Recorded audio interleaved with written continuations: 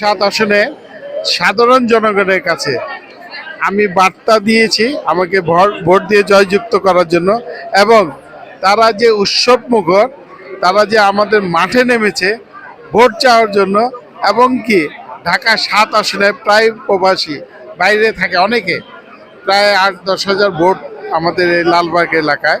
এই ভোটগুলার যে কিছু কিছু নাগরিক এখন চলে আসছে, প্রায় আমার সাথে 100-রও অধিক লোকজনের সাথে দেখা হয়েছে, এবং ক্যাম্পিং করতেও দেখেছি তাদেরকে। এই বোরহানুদ্দিন কলেজের সামনে মহিলা সহ ছেলে সহ ক্যাম্পিং করছে, যে ধানের শীষের পক্ষে তারা ভোট দিবে।